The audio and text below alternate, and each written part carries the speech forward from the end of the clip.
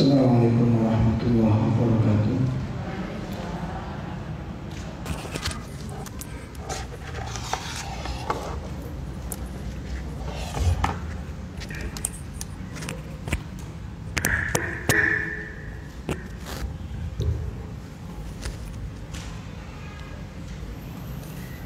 Innal hamdalillah nahmaduhu wa nasta'inuhu wa nastaghfiruh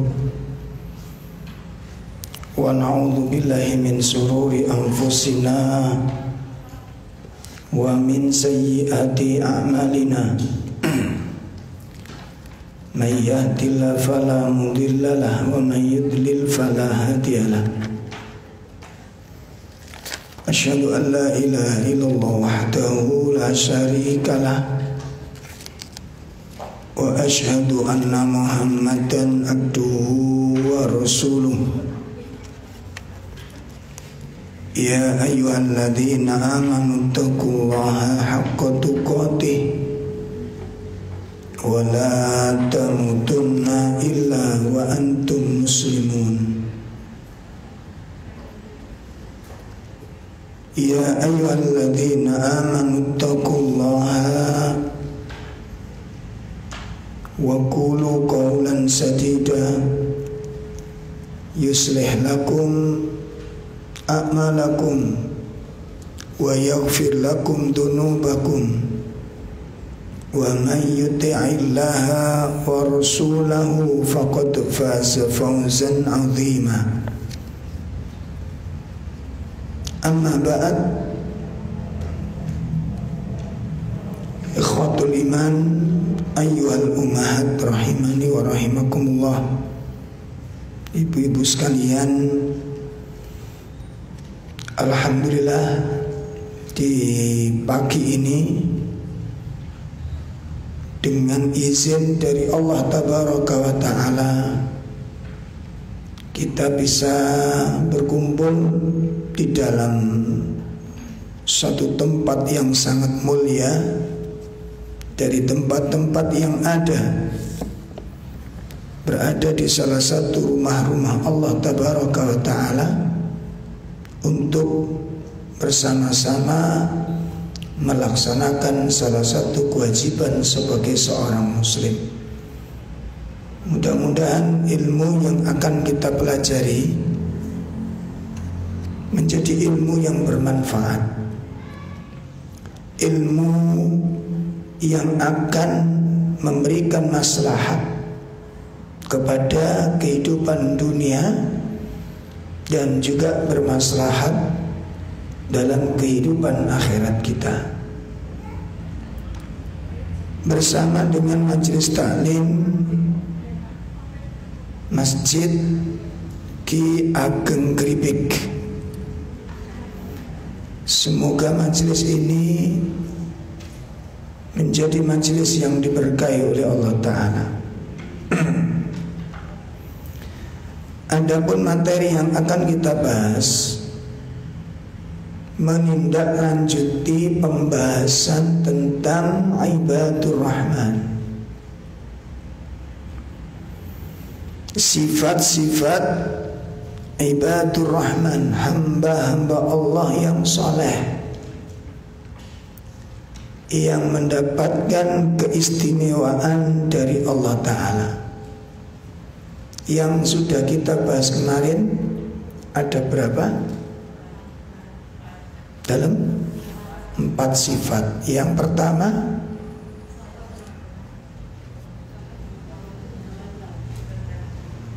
apa sifat ibadur rahman yang pertama? Itu orang-orang yang mendapatkan ketenangan jiwa, yaitu dengan bersikap tawadhu. Nah, ketawaduan ada berapa? Masih ada catatannya? Ada berapa ini? Ada 2. Pertama, tawadhu kepada Allah. Bentuk tawadhu kepada Allah kayak apa?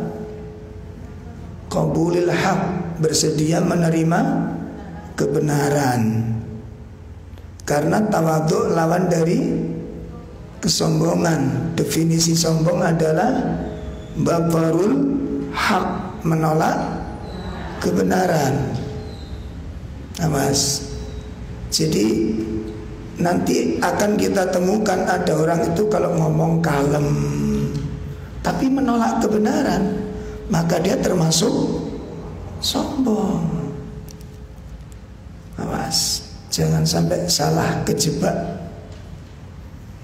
Ini ada orang kalem, tutur katanya sopan, tapi menolak kebenaran, maka dia termasuk bagian dari kesombongan.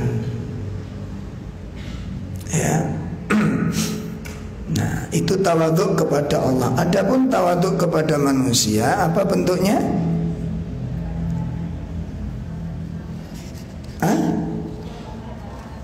Tidak gampang merendahkan dan meremehkan orang lain. Itu baik dari sisi ilmu, baik dari sisi ibadah maupun dari sisi sosial. Ini sifat yang pertama. Ya, itu sifat yang pertama. Nih, nah ini kita evaluasi masing-masing. Apakah kita sudah punya sifat ini?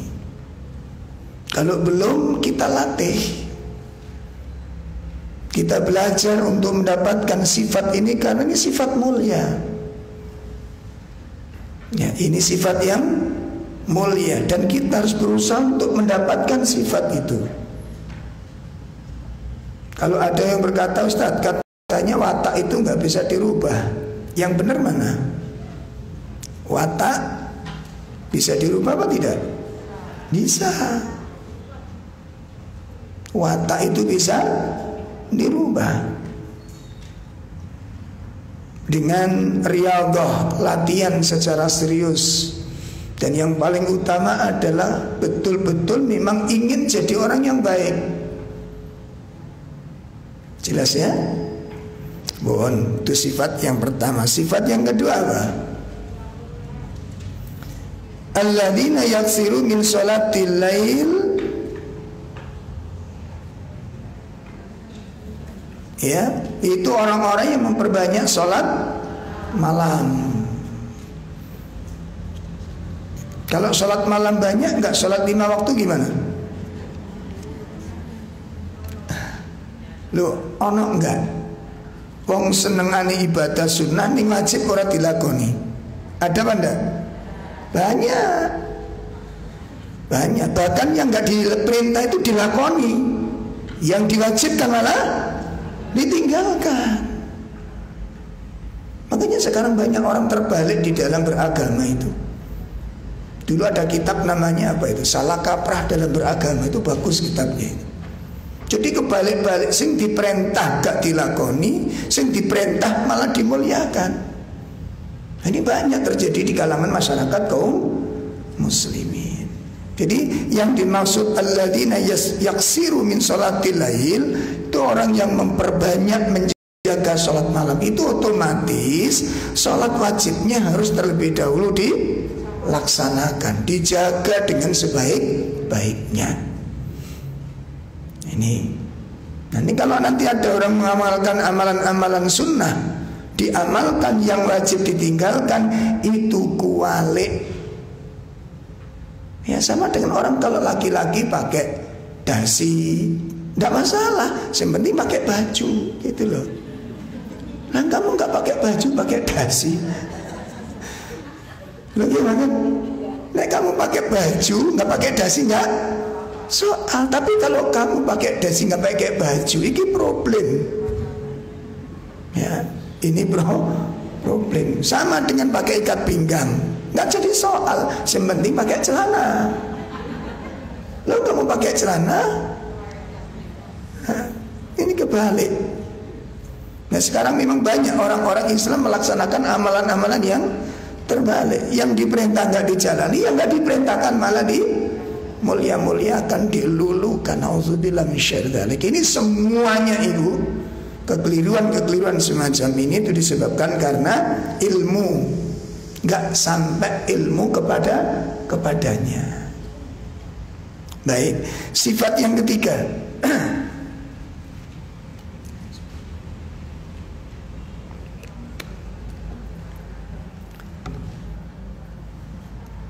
Apa sifat yang ketiga? Khaufuhum minan nar. Itu orang-orang yang takut dengan azab Allah Subhanahu wa taala. Orang-orang yang takut kepada siksaan Allah taala. Ini sifatnya. Sehingga orang-orang yang memiliki rasa takut itu akan melahirkan dua mujahadah.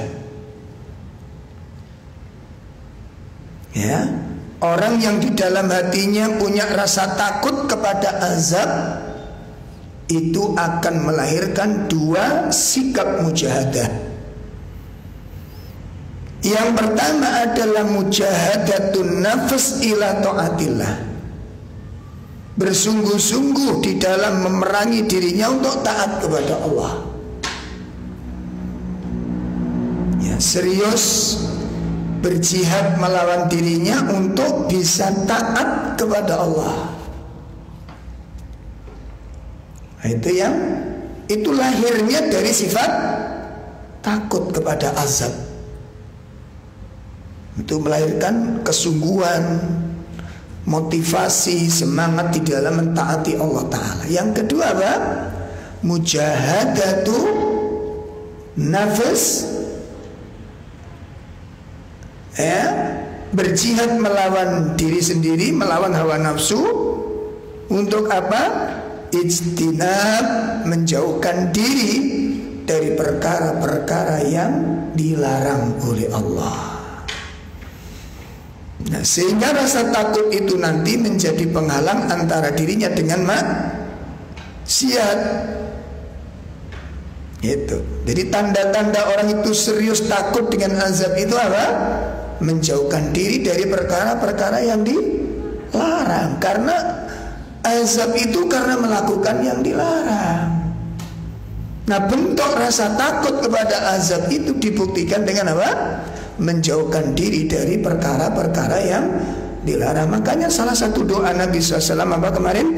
Allahumma qsim lana min khasyatika ma tahulu bainana wa baina maksiatik. Salah satu doa Nabi, ya Allah, jauhkan, anugerahkan kepadaku rasa takut kepadamu. Ya Allah, anugerahkan kepadaku rasa takut kepadamu. Matahulu bainana wa baina maksiatik. Dengan adanya rasa takut itu akan menjadi penghalang antara diriku dengan maksiat kepadamu. Jadi rasa takut itu akan menjadi apa tadi Bu? Penghalang antara kita dengan maksiat. Jadi sing ngalang-alangi kula mbek maksiat niku napa? Rasa takutnya kepada dosa itu. Rasa takutnya kepada azab itu akan menjadi penghalang seseorang untuk melakukan maksiat. Itu yang ketiga. Yang keempat apa? Bersikap dermawan. Ya, badluhum nafaqatul wajibah wal mustahab. Ya, mereka suka mendermakan hartanya, baik yang wajib maupun yang sunnah, dan menjauhkan dari sifat kikir dan boros. Ya, jadi nek nyekel duit niku diatur, gak mumpung nyekel duit blonjo ae. Ada yang seperti itu? Alhamdulillah.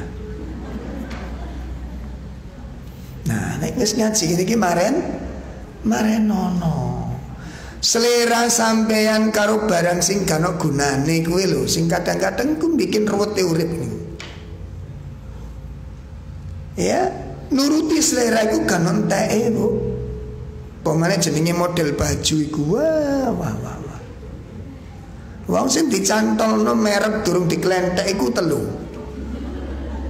Dewe niki ana wong nawakno maneh apik warnane regane rada murah kredit ringan.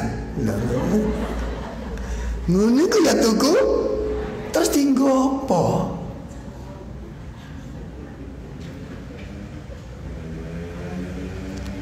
Wis Mikir. Tinggu apa? Ini kan mubazir tuh jadinya. Mubazir apa enggak? Mubazir nggak dipakai. Dan yang dipakai yang sudah lungset. Baju-baju fuqara wal masakin, compang camping, jahit kono tarik kono, sing ditarik gak gelem moh ngoten niku. Sing ngono ku sik digawe. Dan kebiasaan-kebiasaan yang tidak baik itu sudah mulai ditata. Ini menata diri itu begitu. Gak jor-joran kelambi, jor-joran jilbab. Kita ini bukan untuk lagi show. Kita lagi taklim. Jelas ya?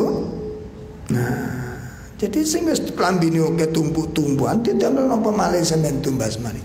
Mesakne ustaz sing dodol baju. Duit dalil ya. Nggak apa-apa, tapi untuk infak untuk yang lain. Itu loh. Cari teman-teman yang duafa, silaturahim ke sana, kasih baju yang bagus, jangan yang bekas. Jelas ya? Itu nanti manfaat sampean. Jadi ada dua, kebaikan nolong yang jual, yang kedua memberi manfaat kepada yang duafa. Jadi tumpuk ning lemari ngoten niku. Ya nek artis sampean niku dudu artis. Wong sunah-sunah artis ditiru. Akhirnya ora karu-karuan. Polai akeh. Nggo ujung-ujungnya apa? Tinggu pamer ning selfie-selfiean. Jadi di selfie ku sak HP ku fotone dhek ijen. Kudu ngopo ae gak ono niku. Iki bukan sifatnya seorang muslimah yang baik gitu. Dan orang-orang seperti ini ngapunten barangkali ada, ya. Nek sampean tersinggung malah bagus. Ya, kalau jenengan tersinggung malah bagus. Kalau ada orang karakter seperti ini, itu nggak bisa jadi contoh yang baik bagi anak-anaknya.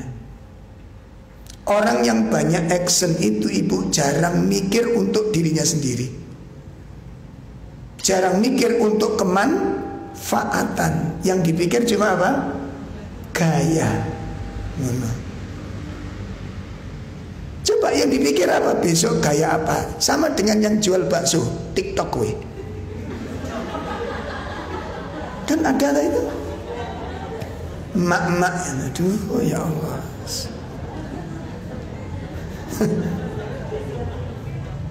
Lawang gak ndelok piye wong aku nek nyetel pengajian niku sing ditok niku dhisik. Sing tak setel iku pengajian, tapi sing dodol mesti metu dodol bakso kabeh. Sing ngene-ngene, sing ngene-ngene opo ae. Ngene iki lho ora isi tojane. Mene mikir gerakan apa? Astagfirullah. Persis cilian kula nek kepethuk walang kadung. Iling sampeyan. Walang kadung. Adik nek turu piye? Itu niru sapa jane sampeyan? Bae ono tak omong langsung sekarang. Aku kan gak ruwongi to. Jadi apa yang Anda cari di situ? Kepuasan siapa? Dinikmati orang banyak. Ini tanda-tanda kita jarang mikir gitu loh. Dan pasti nggak mikir tentang bagaimana mendidik anak yang baik. Jarang mikir ke situ sudah. Dan ini pembodohan diri, Bu. Menghinakan diri sendiri. Kepuasan syahwat, kelalaian yang merusak. La maslahata lahu, tidak ada kemaslahatan sedikit pun di dalamnya. Sedikit pun tidak ada kebaikan. Coba renungkan. Daripada sampean mikir bakso kuwi, yang mikir 3 ngapal juz amat tadi tambah. An rugi besar jenengan. Mikir tok itu masya Allah itu sembahyang no piye sampean. Latihannya senamnya pirang jam. Hanya untuk itu. Anda tinggalkan Quran, Anda tinggalkan baca-baca buku yang manfaat. Hanya untuk mikir itu, ngapalkan gerakannya. Astagfirullah. Ya, ini gaya-gaya orang-orang kufar. Ya, ini gaya-gaya orang. Nah, kita diajak, makanya persis yang dikatakan oleh Nabi SAW. Apa? Satattabi'u ummati, ya, umatmu ini nanti akan mengikuti setapak demi setapak terhadap orang-orang yang terdahulu dari kalangan Yahudi dan Nasrani. Ya, shibron bishibrin, setapak demi, hatta sehingga lau dakhal khujuru dabbin la dakhaltumu. Seandainya mereka nanti orang-orang Yahudi Nasrani itu masuk ke dalam lubang biawak, maka umatku pun akan ikut masuk ke dalam lubang biawak. Oh, artinya apa? Mereka meniru apa saja yang mereka lihat tanpa melihat efek samping. Iki jane kebiasaannya siapa?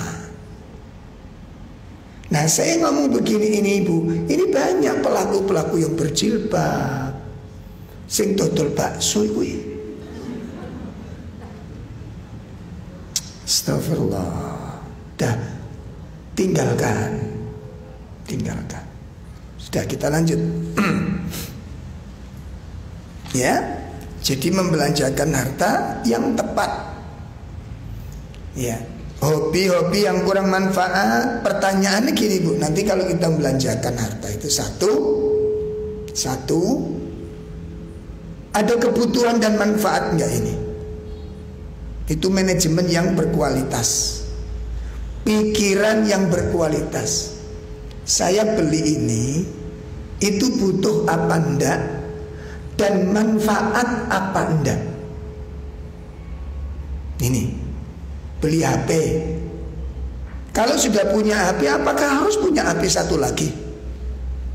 Digawe ngemot nomere sopo? Nah, ngono. Wong sampeyan iku pengusaha ya ora, total pentol balik-balik gagal. Kate nglebokne nomere sapa maneh? Grup itu kalau sudah 4 grup, 5 grup itu sudah ruwet itu. Sampeyan tambahi berapa grup lagi? Sampeyan kepingin kaya opo uripe sampeyan ruwete gitu loh. Paham ini? Saya ada beberapa grup, nggak tahu asal usulnya. Anda dimasukkan, loh kapan mlebu nih? Kok roro namanya sudah, wah iki grup apa maneh? Tak delok ayat, Masya Allah. Oh, poai direkam. Senam, ning dalan jogging. Guys, apa? Apa?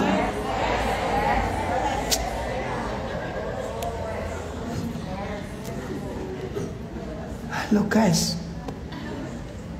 lagi senam guys, direkam. Sing masak dadar difoto, di share. Laopo?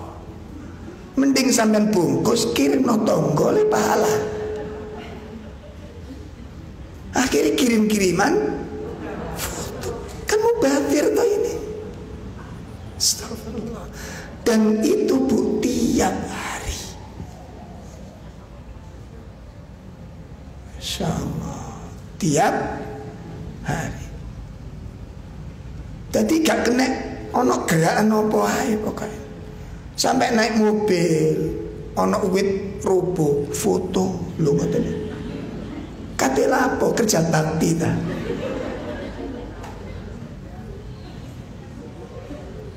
Astagfirullah.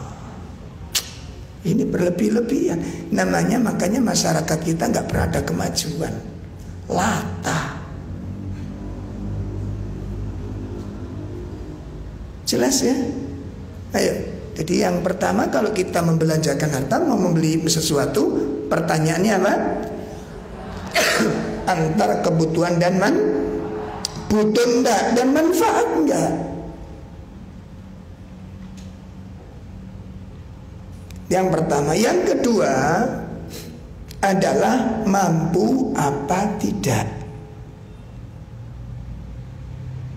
Mampu apa? Kalau walaupun butuh, tapi kalau belum mampu jangan dipaksakan. Urgen enggak kebutuhannya?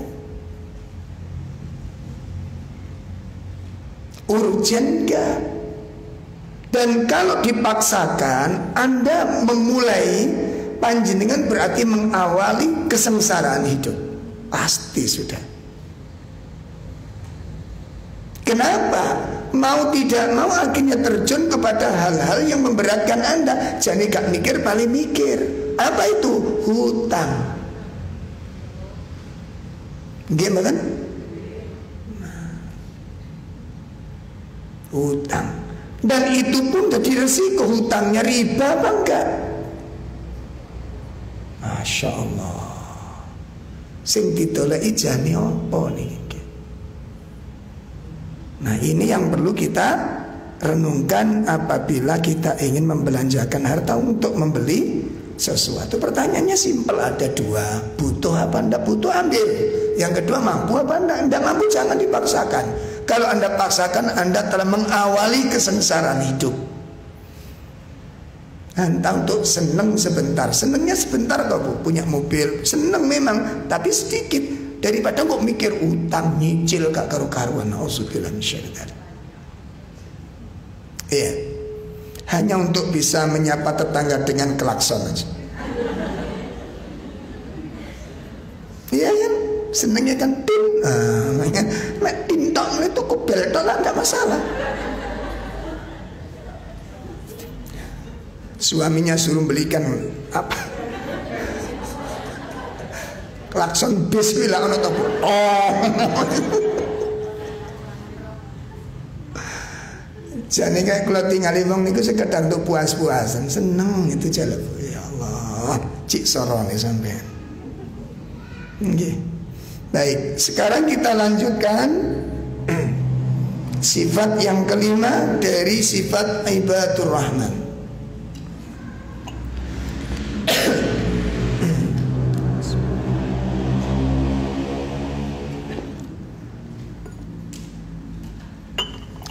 Sifat yang kelima,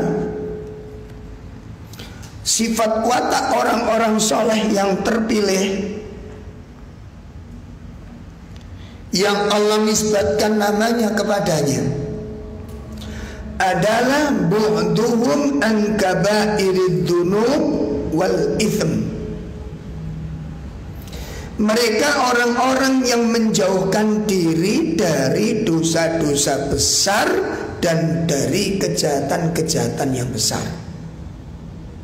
Nih, orang-orang yang menjauhkan diri dari al-kabairud dunub, dosa-dosa besar, dan dari kemaksiatan-kemaksiatan yang besar. Lah di situ di dalam ayat tersebut di surah Al-Furqan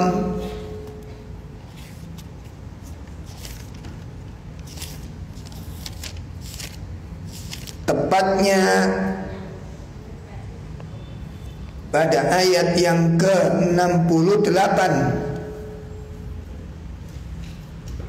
di situ disebutkan ada 3 macam dosa besar yang disebutkan di dalam ayat tersebut. Apa dosa 3 dosa terbesar itu di ayat itu? Yang pertama adalah asyirku billah, syirik kepada Allah Ta'ala. Ya. Jadi dosa-dosa besar di situ yang pertama adalah apa? Syirku billah, syirik kepada Allah Subhanahu wa Ta'ala. Yang kedua, membunuh jiwa yang diharamkan. Dan yang ketiga adalah az-zina. berzina. Itu 3 macam dosa besar yang disebutkan di dalam ayat berapa tadi? 64 itu. 68. Nah, Allah Subhanahu wa taala sebutkan, a'udzubillahi minasyaitonirrajim. Walladzina la yad'una ma'allahi ilahan akhar wa la yaqtuluna an-nafsa allati harramallahu illa bil haqqi wa la yaznun. Wa man yaf'al dhalika yalqa athama yudha'af lahul 'adzabu yawmal qiyamati wa yaqlud fihi muhana. Nih, yang pertama adalah orang-orang yang menyekutukan Allah, yang kedua membunuh jiwa yang Allah haramkan, dan yang ketiga orang-orang yang berzina. Ini 3 macam dosa bukan pembatas. Hanya 3 ini tidak. Namun dosa besar itu banyak sekali, Ibu. Termasuk riba, memakan harta anak yatim, ya, kemudian bersumpah palsu, namimah. Apa namimah itu? Mengadu domba, khianat, nifaq, itu termasuk dosa-dosa. Nah, kalau ibu ingin tahu bentuk dosa besar secara lengkap, ibu bisa beli kitab Al-Kabair. Itu ditulis oleh Imam Az-Zahabi, disusun satu persatu, dijelaskan satu persatu tentang jenis-jenis dosa-dosa besar. Ada sekitar 70-an. Masya Allah. Ada sekitar berapa? 70. Itu dosa-dosa besar. Termasuk riba yang sekarang ini menjajah kaum muslimin. Itu termasuk dosa besar. Lah, yang paling mendasar 3 poin ini disebutkan oleh Allah di dalam ayat ini. Pertama adalah syirik. Allah sebutkan syirik ini dosa terbesar yang paling besar dan tidak ada lagi setelahnya. Makanya usahakan ibu-ibu ada kajian secara khusus tentang akidah, bab akidah. Ini penting sekali. Saya akan sampaikan ada 3 poin penting berkaitan dengan pengaruh akibat kesyirikan ini. Yang pertama, dampak buruk yang paling dikhawatirkan itu adalah apa? Adamul ghufran, tidak adanya ampunan dari Allah. Artinya tidak ada ampunan apa? Dosa orang yang syirik, apabila dia meninggal dunia dalam keadaan belum bertobat dari syiriknya, maka dosa itu tidak akan diampuni oleh Allah. Tidak ada ampunan. Itu apabila pelaku kesyirikan meninggal dunia belum sempat taubat. Berbeda dengan dosa-dosa yang lain, seperti mencuri atau dosa-dosa yang lain. Walaupun mungkin orangnya belum bertaubat dan meninggal dunia dalam keadaan membawa dosa tersebut, masih ada harapan. Walaupun nanti harus mendapatkan siksaan-siksaan dari pahala, dari balasan itu, tapi ada harapan untuk diampuni. Sedangkan syirik tidak, Ibu. Kenapa? Karena Allah itu murka sekali ketika dirinya disandingkan dengan makhluk-makhluk yang Ketika dirinya disamakan dengan makhluk-makhluk itu Allah murka sekali.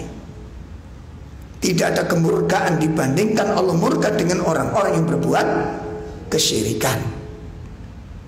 Nah, sementara di masyarakat kita ini Masya Allah, yang namanya kesyirikan sekarang menjadi-jadi. Ya. Bahkan kapan hari itu diresmikan Persatuan apa itu? Santet. Masya Allah. Jadi itu gak karu-karuan sudah sekarang.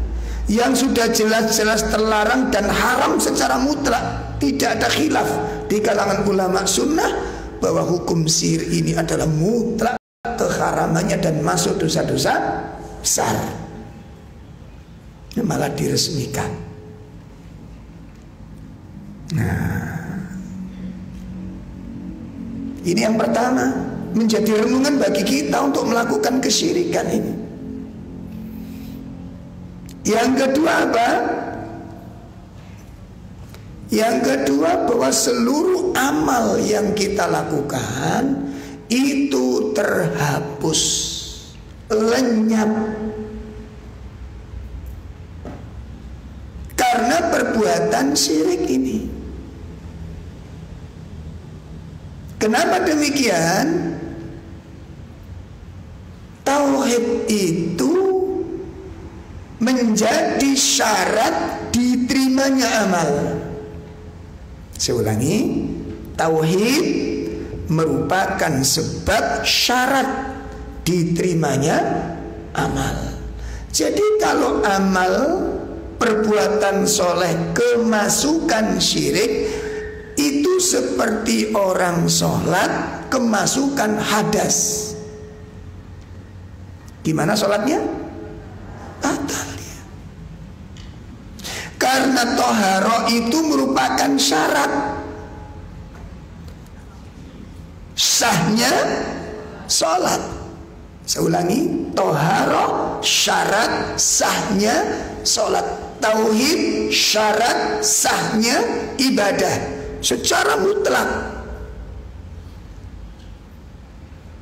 Tauhid syarat sahnya ibadah secara mutlak. Kalau syaratnya hilang, maka ibadah itu secara otomatis hilang, ibu. Sholat kita, kurban kita, haji kita, umroh kita, sedekah-sedekah kita, ini pun habis semuanya tanpa sisa, disebabkan adanya perbuatan syirik yang kita lakukan. Ya, hal ini ditegaskan oleh Allah Tabaraka wa Ta'ala. Ya, di dalam surat 39, mari kita lihat ayat 65. Surat 39, surat Nawa Az-Zumar,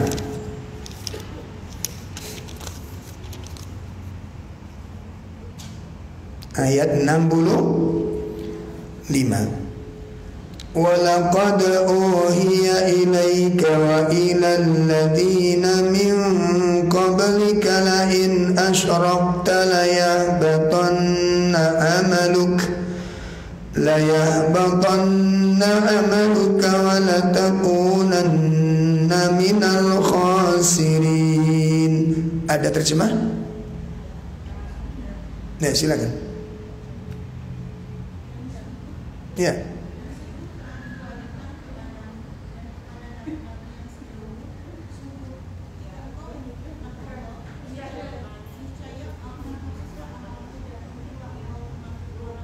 Iya.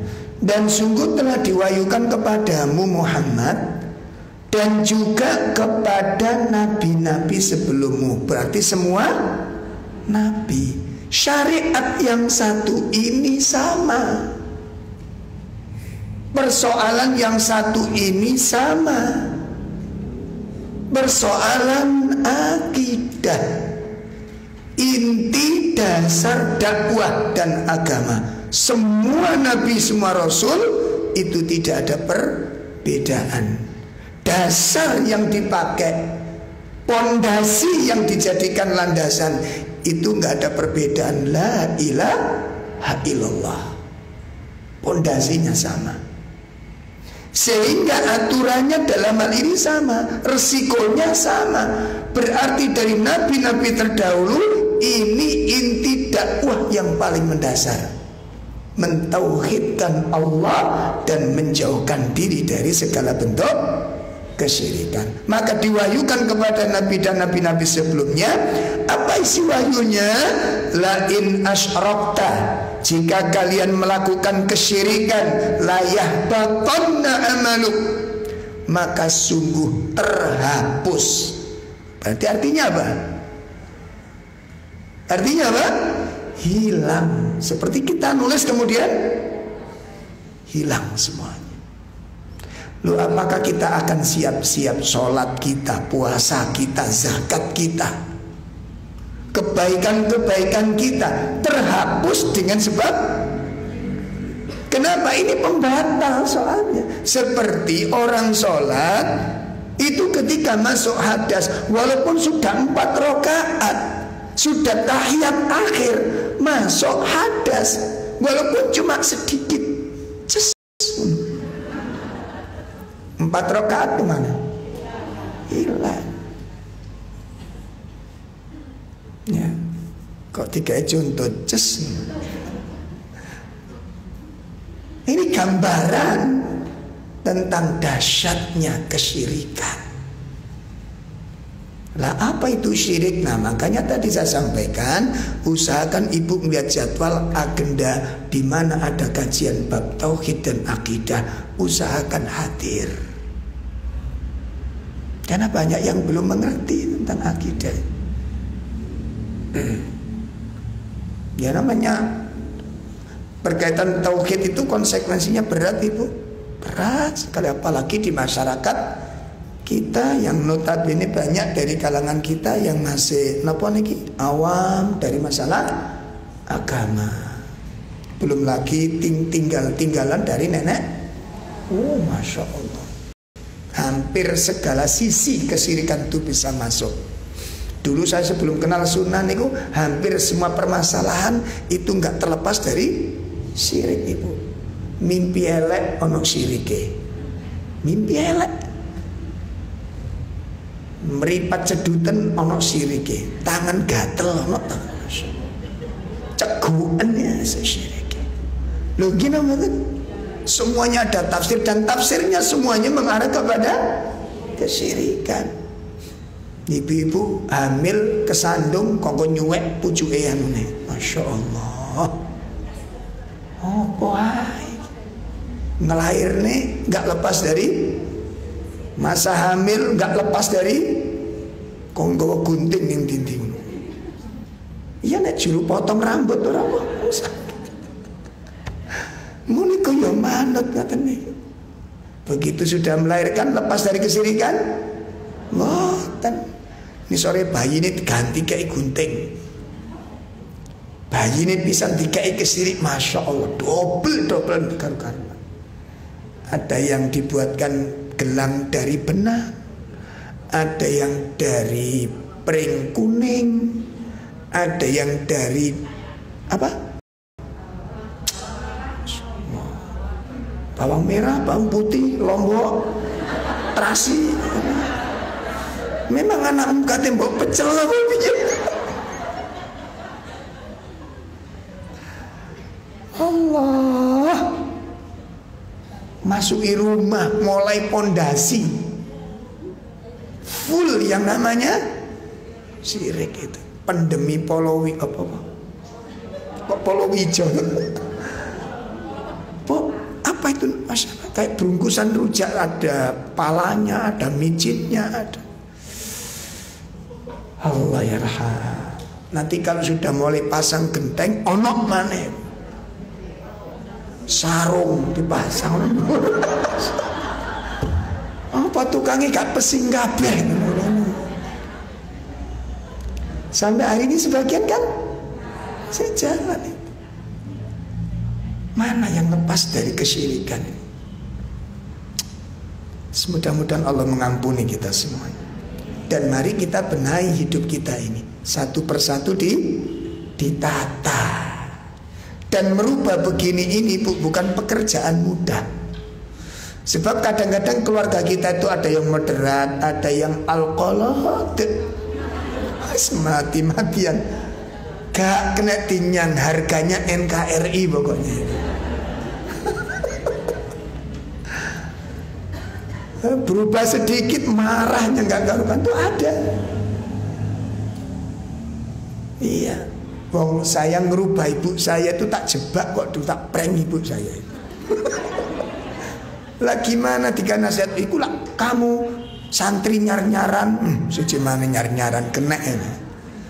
Akhirnya qadarullah pas malam Jumat itu di rumah itu ada kopi bu di meja itu, kopi terus apa namanya sajen ya. Pas ibu keluar tehnya tak masukin di nasinya gitu, banteng sing tugel tak ambil, tak ure-ure. Ibu datang malam marah ndak karu-karuan. Iki nek gak roop gak ono maneh iki. Sampai itu jangan nuduh-nuduh. Yang meninggal itu kan banyak.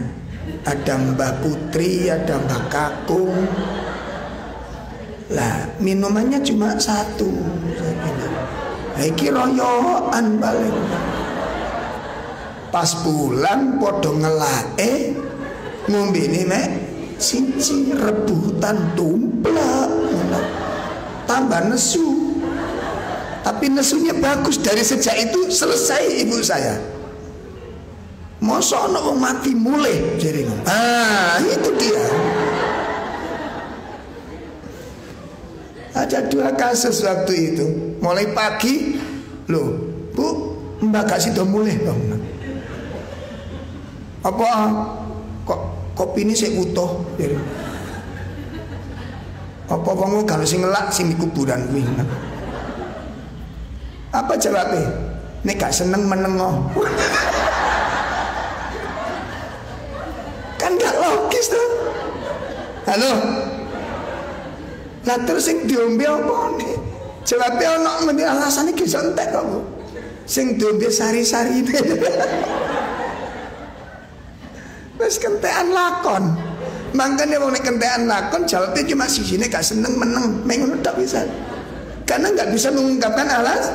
Dan memang agama kita nggak begitu. Tapi tetap dijalani. Malah kalau ada punya gawe nyembelih kambing, kepala kambing imbar situ. Kan mesak no melomo gak dipangan banget. Kesyirikan. Makanya para ulama mengatakan apa ibu? Orang yang masuk ke dalam kesyirikan akal cerdasnya akan hilang. Benar Bu, akal cerdasnya akan. Kenapa? Ini akidah yang gak berdasar sama sekali. Gak berdasar sama sekali. Masya Allah. Yang ngoten niku ya di yakini Bu ngoten niku. Makanya tolong ibu-ibu ya, ayo di napa jenenge? Dibenahi agama ini.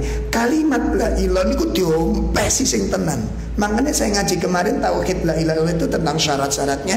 Itu saya ngaji memang sengaja saya pelan-pelan itu biar apa? Betul-betul paham gitu loh maksud saya itu. Karena nanti action kita di lapangan ini. Ya. Bun, ya ini yang kedua. Dampaknya begitu ibu. Amal ini bisa Allah yang mengatakan. Allah yang mengatakan. Ya, makanya sekarang ada nasihat, ada syair itu yang ya dikritik juga dari kalangan ulama. Imam Syafi'i juga kritik. Malam Jumat mulai lagu-lagu itu syair itu. Mas mulai lah apa? Nyambangi. Saya berpikir loh, sekilas keyakinan Ahlussunnah, ini secara mutlak ya, tidak ada khilaf. Orang yang sudah meninggal itu nggak bisa keludusan sak maunya sendiri. Paham ini?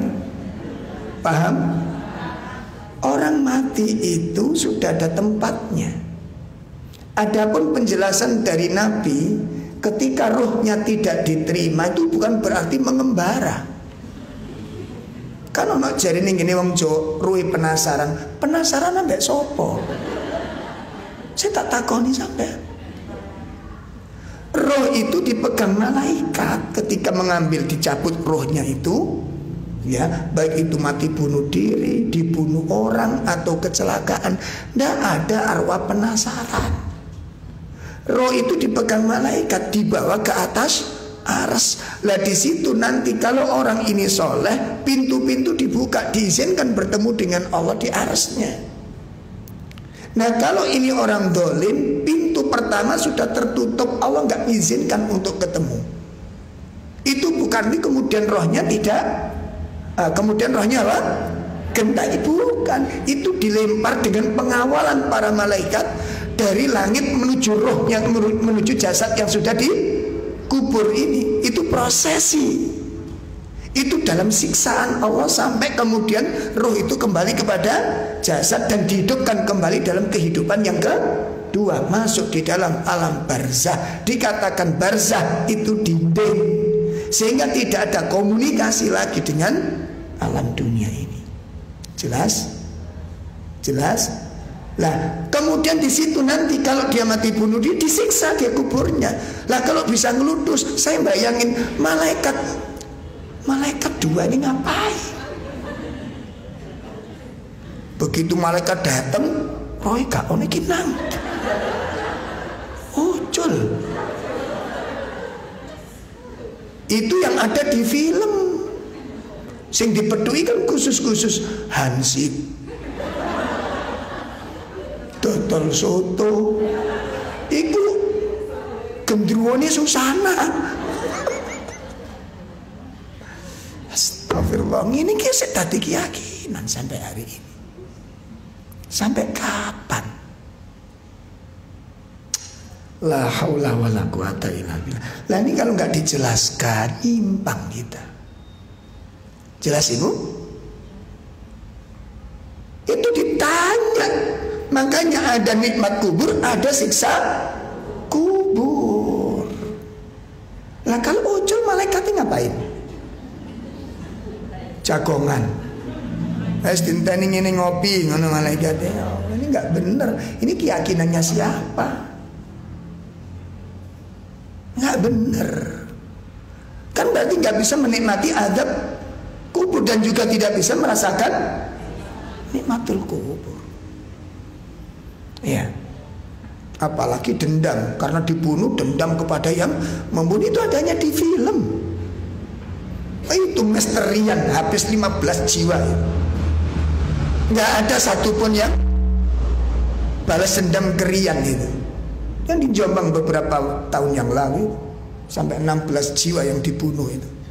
Nggak ada satupun mencari rian atau balas dendam. Polisi ini penak nganggur, entah mana balas dendamnya.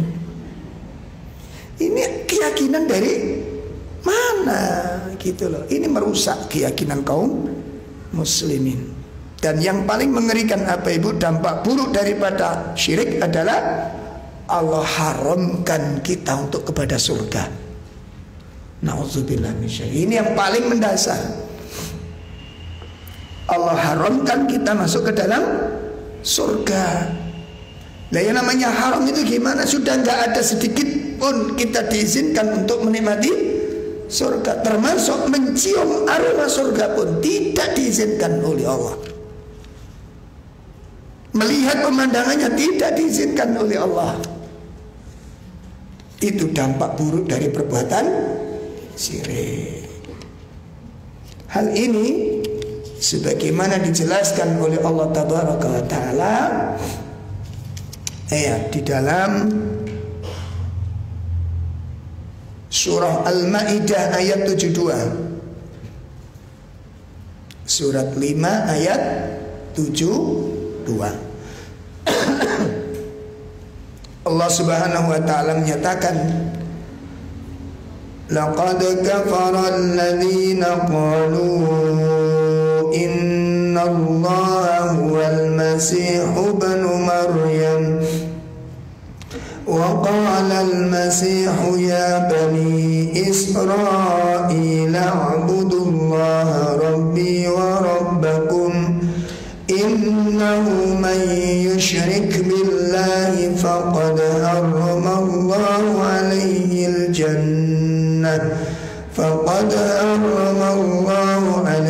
الجنة ومأواه النار وما للظالمين من أنصار. Ya.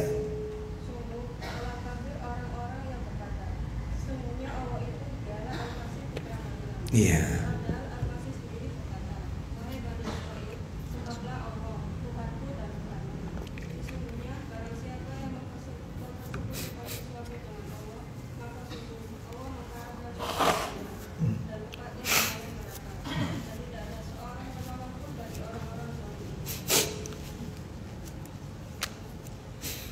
Ini berkaitan dengan pengakuan orang-orang yang mengakukan dan menyatakan bahwa Isa putra Maryam itu adalah Allah.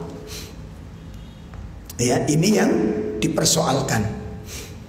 Kaum muslimin ya, itu menjelaskan bahwa Isa memiliki keistimewaan yang tidak dimiliki oleh nabi-nabi yang lain. Ini secara khusus kepada Nabi Isa, memiliki keistimewaan yang tidak diberikan oleh Allah kepada yang lain.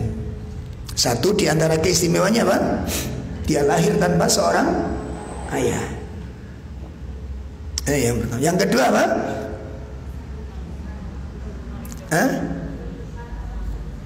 Berbicara di waktu dan seterusnya dan seterusnya. Ini keistimewaannya. Dan kaum muslimin mengakui itu semuanya, mengimani itu semuanya, namun menolak satu hal, ketika dia dinobatkan dan diakui sebagai putra Allah atau sebagai Allah. Itu yang ditolak oleh kaum muslimin. Jelas tentang kemuliaannya, kelebihannya, tentang keajaibannya, kaum muslimin semuanya mengimaninya. Berbeda dengan orang Yahudi. Orang Yahudi nolak secara mutlak dalam keyakinan, bahkan tidak mengakui kenabian Nabi Isa. Bahkan lebih mengerikan lagi, Nabi Isa itu anak haram. Itu pengakuan akidahnya orang. Dalam keyakinan mestinya umat Islam lebih dekat dengan orang Nasrani, lebih memuliakan Nabi Isa daripada orang Yahudi. Tapi kenyataan dalam komunitas yang lebih dekat dengan orang Nasrani siapa? Kebalik. Jadi kaum muslimin tidak ada menghina Nabi Isa sama sekali. Kita menghina Nabi Isa berarti menghina Nabi Allah, dan ini merusak keimanan, membatalkan keislaman kita bisa. Jelas Ibu? Tapi kalau kemudian menempatkan Nabi Isa sebagai putra Allah atau sebagai Allah itu sendiri, itu yang tidak bisa diterima oleh kaum muslim. Nah, itulah yang kemudian ulama, terutama dalam ini adalah MUI, ya, di abad-abad awal itu melarang kita mengucapkan selamat Natal karena ini, gitu loh. Jelas ya? Dan Natal itu memperingati lahirnya anak Allah. Itu masalahnya. Sehingga berbeda hari raya mereka dengan hari raya kita itu beda. Kalau hari raya kita tidak ada unsur-unsur kesyirikan, murni itu merupakan hari besar Idul Fitri. Sedangkan hari raya mereka itu adanya unsur keyakinan tentang kesyirikan. Itu yang membedakan Ibu. Sampun paham ini? Jadi bukan kok kita kalau sama-sama murni Idul Fitrinya nggak masalah. Kalau nggak ada unsur-unsur apa? Kesyirikan, ini ada masalah. Tapi kan ada faktor unsur kesyirikan, inilah yang kemudian tidak bisa diterima. Baik, ini dampak buruk yang paling mengerikan tentang kesyirikan. Udah jelas ya? Baik. Yang kedua, dosa besar yang kedua adalah membunuh jiwa yang Allah haramkan.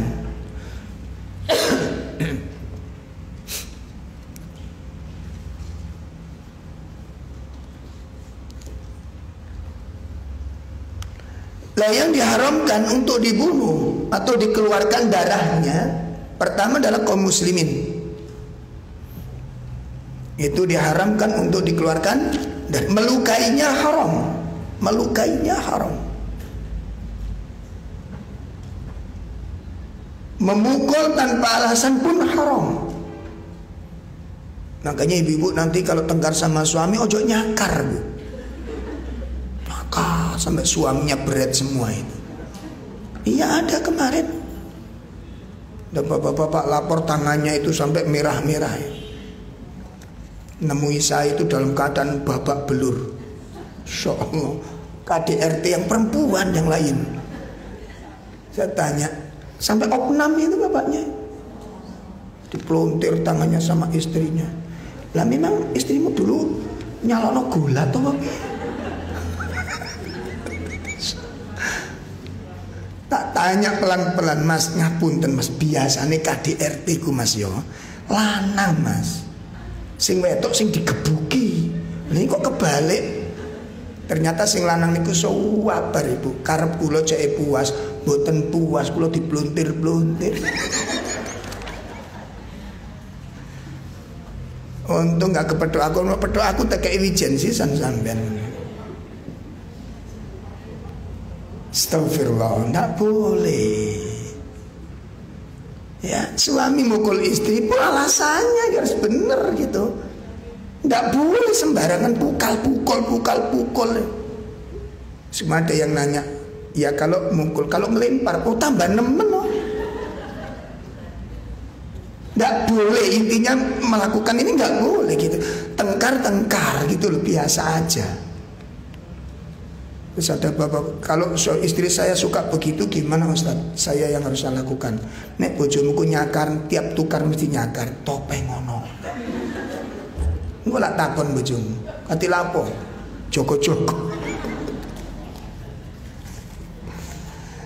Mari kita lihat hadis Nabi SAW yang diriwayatkan oleh Imam Bukhari dan Imam Muslim. Nabi mengatakan, la yahillu damumri'in muslimin. Ya, tidak diharamkan darah seorang muslim illa bi ihda talatin, kecuali dari salah satu 3 perkara ini. Jadi darah seorang muslim tidak boleh dikeluarkan sedikit pun, tidak boleh, kecuali salah satu dari 3 kelompok ini. Yang pertama as-sayyibuz zani, orang tua yang berzina. Nah, ini boleh dikeluarkan darahnya. Itu kalau di negerinya itu ditegakkan syariat Islam. Apa itu rajam? Boleh, tapi kalau di negerinya itu ditegakkan syariat, kalau enggak ya enggak. 1, orang tua yang zina. Yang kedua, wan nafsu bin nafs, orang membunuh tanpa alasan yang benar, maka dia boleh dibunuh, dikeluarkan darahnya. Dalam arti apa? Kisos. Itu juga apabila syariat ini sudah ditegakkan. Kalau enggak ya enggak. Jelas ini? Yang kedua, pembunuh tanpa alasan yang benar.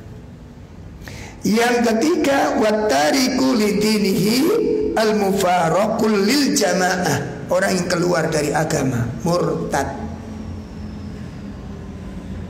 Orang yang murtad dari agama boleh dikeluarkan darahnya, dihukum bunuh hukumnya ini. Itu kalau sudah ditegakkan syariat. Kalau enggak ya enggak.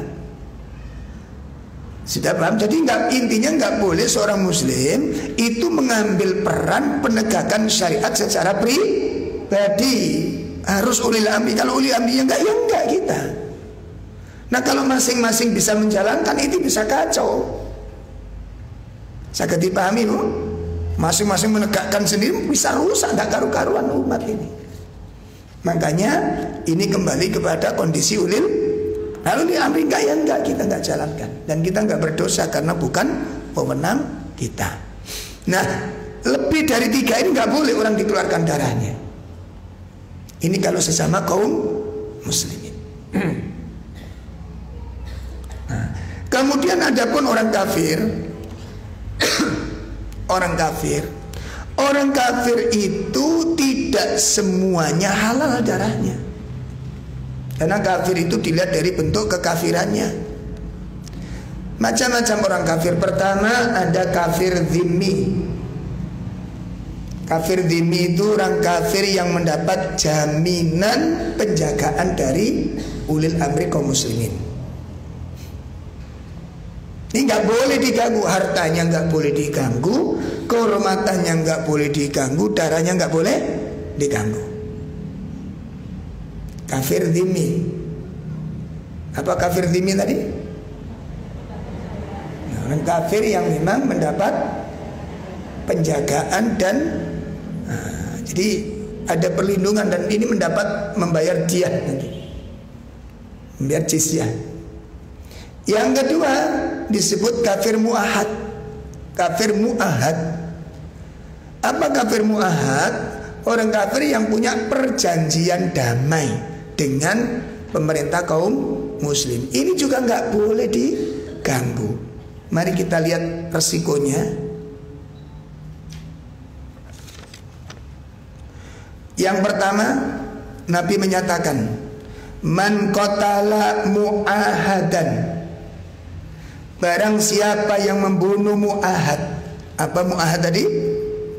Orang kafir yang punya perjanjian damai dengan pemerintah kaum.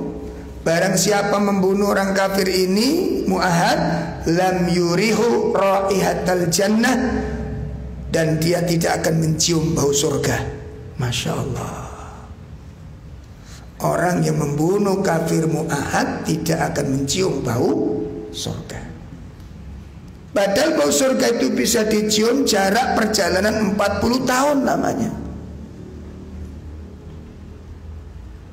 Ini menunjukkan apa? Pelaku pembunuh kafir mu'ahad itu ditempatkan yang sangat amat jauh dari surga.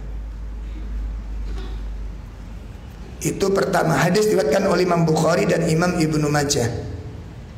Yang kedua, man qatala qatilan min ahli dhimmah, barang siapa yang membunuh orang kafir ahlu dhim. Ahlu dhim tadi apa? Orang kafir yang mendapat jaminan penjagaan dari pemerintah kaum muslimin. Gak boleh diganggu ini. Maka barang siapa yang membunuhnya, lam yurih raihatal jannah, dia pun tidak akan mencium bau surga.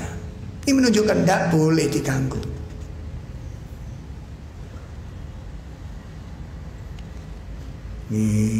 Jadi makanya kalau ada teman-teman mengatasnamakan jihad, kemudian bunuh sana bunuh sini, bom sana bom sini, ini bukan dari syariat Islam. Islam, jihad itu ada, perang itu ada, namun ada aturannya. Di antaranya apa? Enggak boleh merusak tempat ibadah orang lain. Sementara pengebom ini ngawur gak karu-karuan. Enggak boleh membunuh perempuan, enggak boleh membunuh anak-anak. Makanya kita ingkari yang demikian ini.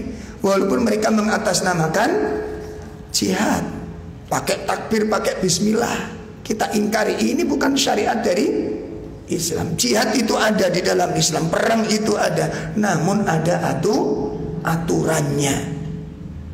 Ya nggak seperti itu, nggak seperti itu.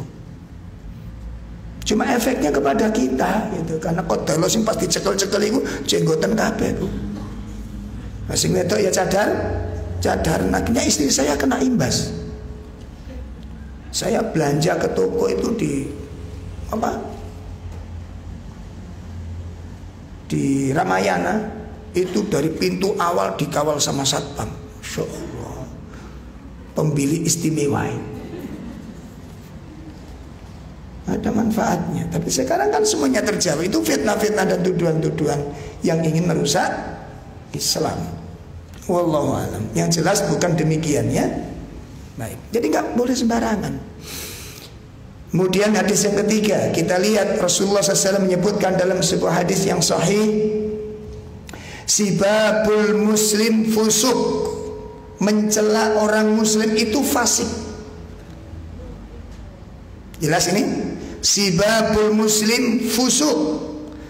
Mencaci maki, mencela seorang muslim itu perbuatan fasik. Artinya apa? Tidak boleh seorang muslim mencaci maki orang muslim yang lain. Jangankan mencaci maki, memberikan julukan-julukan yang tidak baik itu dilarang di dalam Al-Quran. Dilarang, Ibu. Justru sekarang yang sangat kita herankan itu terjadi pelakunya justru tokoh-tokoh agama. Pembesar-pembesar saling mencaci maki di dalam kajian-kajiannya ini. Kalau memang dirasa ada sesuatu, mungkin ceramah ustadz ini kok menyinggung, ya dijawab secara ilmiah gitu loh. Bukan kemudian apa? Caci maki nggak karukan, hujatan-hujatan, dan itu semuanya melanggar Al-Quran.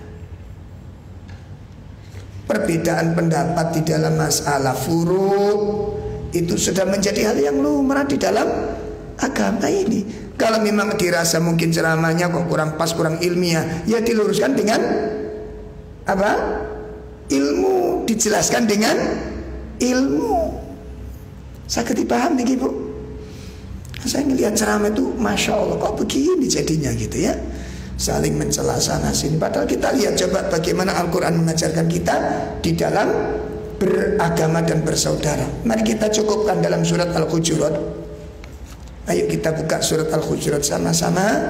Nanti biar kita bisa memperbaiki ya hubungan kita sesama kaum muslimin. Jadi saya rasa di akhir-akhir ini semakin memanas gitu ya ceramah-ceramah itu. Jadi bukan cuma mencela, melukai, anjuran-anjuran ke sana sudah mengarah itu. Ini sangat tidak bagus dan tidak baik dan tidak benar. Surat Al-Hujurat surat 40 berapa Ibu? Mulai ayat surat 49. Ya, kita lihat dari mulai ayat 9 sudah ada di sana. Ayat 9. Apabila kamu jumpai dua golongan dari orang mukmin kok berperang. Ada dua kelompok kaum muslimin yang berperang. Maka apa perintah kita? Perintah dari Allah kepada kita apa? Fa aslihu bainahuma. Damaikan keduanya ini. Itu kalau ada orang dua kelompok kaum muslimin perang, maka tugas kaum muslimin yang lain apa? Mendamaikan. Fa in bagot ikhdahuma, kalau yang satu ngeyel berbuat dolim, maka apa? Perangi yang berbuat dolim tadi itu. Benahi gitu.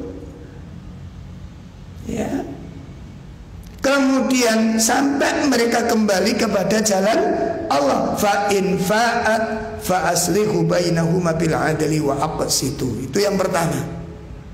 Jadi bukan malah dikompor-kompori, bukan malah dipanas-panasi. Kalau ada dua kaum muslimin perang, damaikan.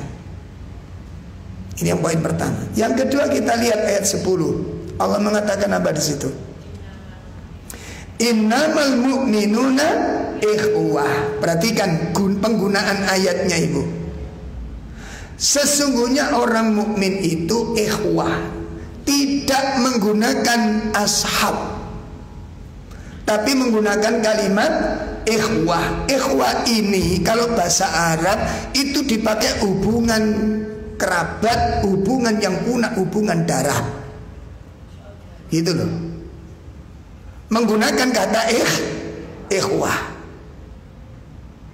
Ini menunjukkan apa? Berarti kedekatan orang muslim dengan muslim yang lain itu sangat amat dekat, bahkan lebih dekat daripada saudara kandung. Kalimat ikhwah itu digunakan saudara kandung kalau bahasa Arab itu Ibu.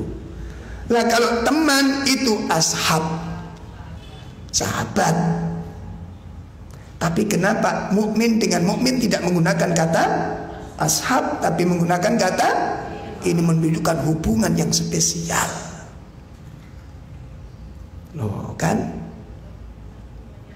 Kemudian ayat 11, bagaimana Allah katakan, hai orang-orang yang beriman, janganlah satu kaum mengolok-olok kaum yang lain.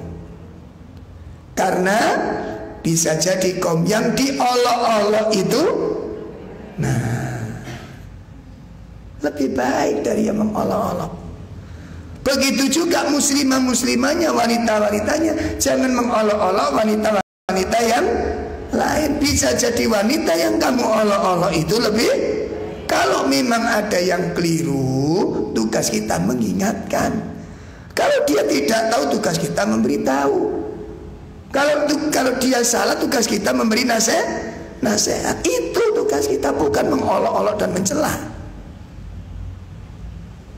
Saya ketipun paham ini.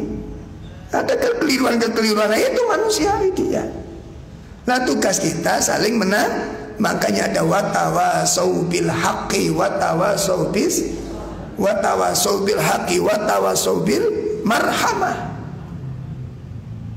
Ini tugas kita. Kalau memang ada yang salah, kita manusia kok. Jelas ini? Jadi bukan mengolok-olok, menghujat, mencaci maki, tidak, itu bukan tugas kita dan bukan sifat orang mukmin. Nah, kemudian bisa lihat di ayat berikutnya itu, wala talmizu anfusakum, ya, wala tanabazu bil alqab, jangan memberikan julukan-julukan yang tidak layak baginya. Nggak boleh. Yang melarang siapa? Allah. Sekarang jadi bahan apa niki? Ledekan ndak karu-karuan. Bang, saya pernah dapat undangan dari teman-teman itu, anak saya tak bawa, karena anak kecil-kecil yang kecil-kecil mau tak dijilbabi berukut ngoten niku. Lah koncoku sing gak trimo. Wah, anakmu mbok bungkus sampai koyo lepet. Aku yang guyon, anakmu koyo ote-ote. Marah lho kan, sing muring-muring kok kowe. Nang sampean ngelokno anakku ote-ote, anakku koyo lepet. Lah padha jajane to, aku gak muring-muring. Lah kok kowe muring-muring? Lah bener to. Nek ote-ote kan gak kelamben. Nah, itu ote-ote lah terus apa? Jemblem. Nah, ternyata ya gak mau lo dibilangin gitu. Ya. Anakku njaluk bungkus, njaluk dibungkus-bungkus di awak-awak iki keringet ya dirasakno dhewe. Lah kok kowe sing memeti ulah apa? Begitu. Lah anakku seneng nek dicoplok niku malah nangis dia. Lho gitu lho. Nah, dilano lepet ya awake tak balik. Anakmu kaya nesu. Astagfirullah, jangan. Jaga lisan kita. Kemarin awal dari sifat yang pertama, qalu salama. Sifat ibadur rahman itu kalau mendapat cacian celaan, dia menjaga lisannya dari kata-kata yang tidak baik. Dia menyelamatkan dirinya, menyelamatkan lisannya dari ucapan-ucapan yang kotor. Jangan dihiasi dengan ucapan-ucapan yang tidak bagus. Iya. Baik, itu penjelasan hadis. Yang terakhir kita ingin sampaikan hadis berkaitan dengan dosa kedua ini tentang pembunuhan. An Abi Musa radhiyallahu an qala Rasulullah sallallahu alaihi wasallam, man marra fi syai'in min masajidina au aswaqina, barang siapa yang berjalan di masjid-masjid kami atau di pasar-pasar kami, kata Nabi, artinya apa? Orang yang berjalan di situ melewati banyak orang berkerumun, intinya begitu.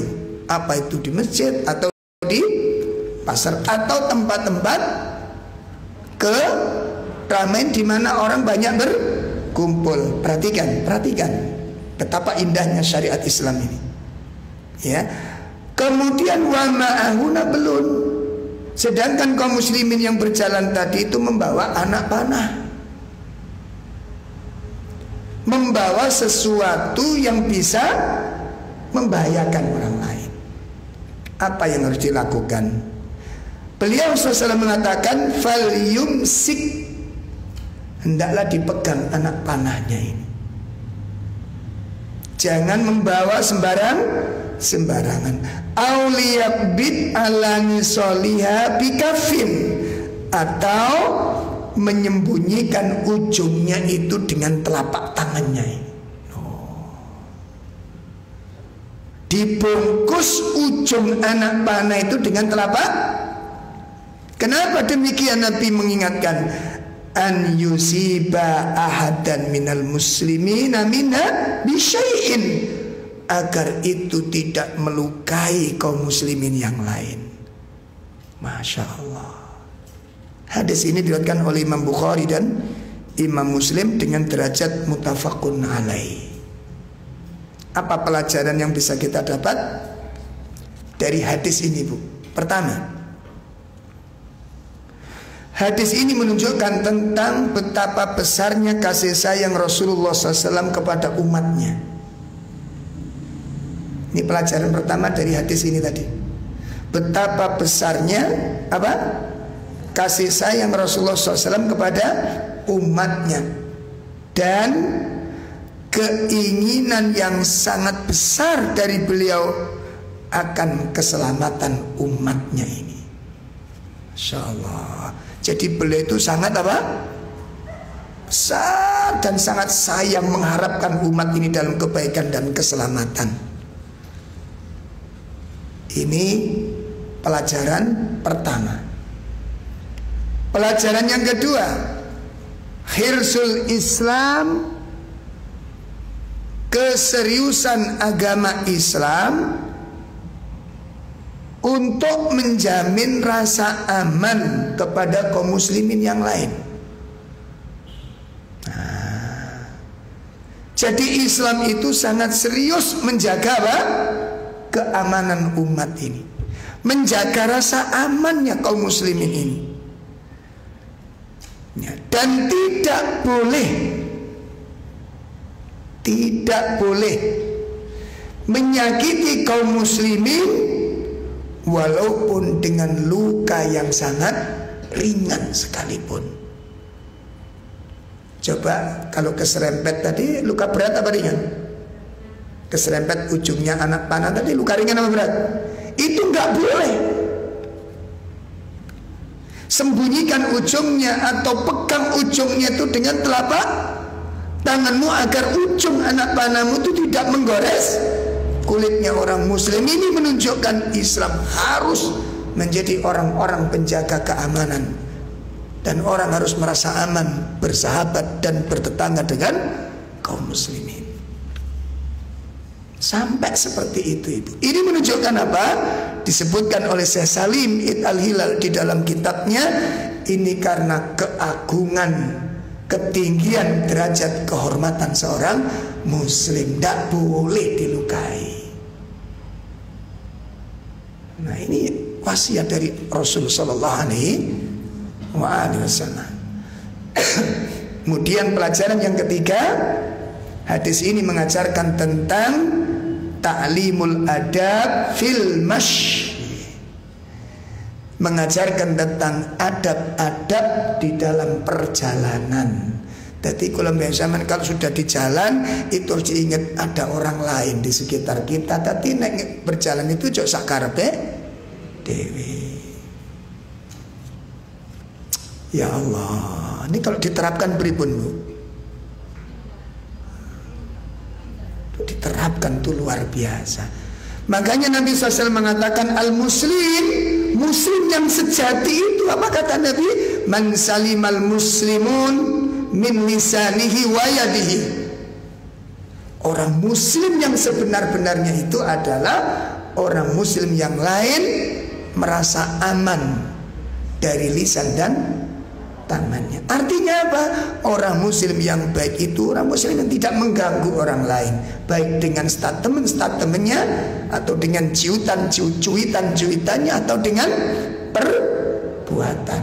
Masya Allah. bertetangga. Nggih ngoten Bu. Kalau jenengan bertetangga kok manggain jenengan itu pangi niku mlanggur nang tetangga, sampaikan dengan tetangga, Bu, sing wit-witane mlayu rene buahe milik jenengan semua. Gitu loh. Lu lak kenaan ketoken. Kalau sudah masuk ke tetangga itu miliknya tetangga. Sampeyan nggih ngoten? Ora. Gak duwe po.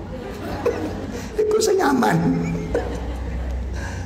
Duduk tetangga, Bu, ngapunten ya, barangkali ada daun-daun yang jatuh, ngapunten ini. Ini mau tak potong kok eman. Pokoknya yang masuk sini pekarangan jenengan sudah ambil semuanya. Jadi tonggone tak kulak nih ya.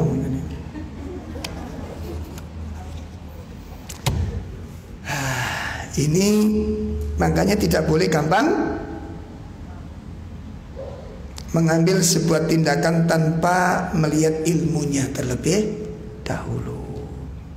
Pun, jadi Islam bukan pembunuh. Islam itu rahmah. Jelas? Jihad ada, perang ada, namun ada ilmunya. Nah, sehingga dampak ini ketika pembunuhan terjadi tersebar, maka akan tersebar kerusakan. Makanya pembunuhan termasuk faksha, bukan sekedar mungkar. Apa bedaan mungkar dengan faksha? Makanya wal faksha iwal, apa bedanya? Kalau faksha itu kejahatannya lebih luas, kerusakannya lebih luas. Khomer termasuk faksha, membunuh termasuk faksha, zina termasuk faksa. Kenapa? Efeknya bukan pada pelakunya sendiri, kepada orang lain. Seperti membunuh, menjadikan wanita-wanita menjadi janda, menjadi anak-anak menjadi yatim, atau kehilangan orang yang dicintai. Dan tidak sedikit menimbulkan dendam yang panjang. Makanya pembunuhan kisos, hukum kisos bukan ekstrim, tapi memutus mata rantai. Nah, maka pembunuhan termasuk dosa besar dan tidak dibenarkan dalam Islam tanpa alasan-alasan yang benar. Termasuk membunuh orang kafir, gak boleh sembarangan. Makanya kafir itu dibagi. Ada berapa? Ya, sebenarnya kepada Nabi SAW.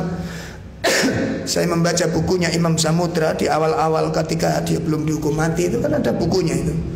Kami melawan teroris judulnya. Padahal dia teroris itu ya. Saya punya bukunya, dalilnya apa Ibu? Subhanallah, ngeri sekali. Dalilnya itu di dalam Al-Quran ada itu. Bunuhlah orang kafir dimanapun kamu temukan. Wa qatiluhum haitsu wajadtumuhum. Bunuh mereka dimanapun kamu dapati mereka. Lah Nabi itu pamannya kafir apa enggak? Kok enggak dibunuh sama Nabi? Nah, berarti tafsirnya nggak benar, ayatnya benar tapi penafsirannya yang salah. Ya, makanya tolong ibu-ibu, emak-emak yang semangatnya tinggi, diilmui bukan cuma agama ini butuh semangat saja, tapi butuh ilmu. Yang terakhir, dosa yang besar adalah az-zina. Terlebih dahulu kita awali di dalam surat Al-Isra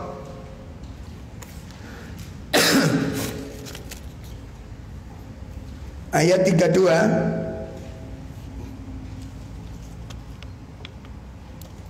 Surat 17 ayat 32. Sudah ketemu Ibu?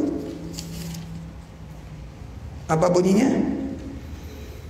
Wala taqrabuz zina innahu kana fahisatan wa sa'a sabila. Iya. Surat 17 ayat 32. Silakan.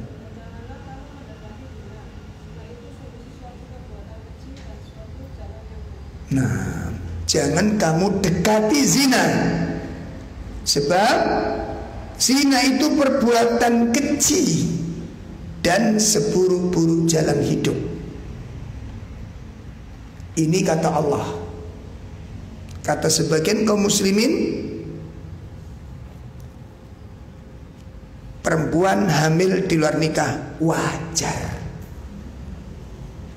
lumrah. Zaman saiki wis muni wis biasa. Masya Allah. Allah mengatakan apa? Fahisha wasa'a sabila, perbuatan keji dan seburuk-buruk jalan hidup. Allah mengatakan, tapi kaum muslimin mengatakan apa? Masya Allah.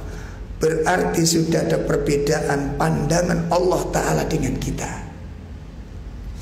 Nah, maksud ayat 32 jangan kamu dekati zina ini artinya apa?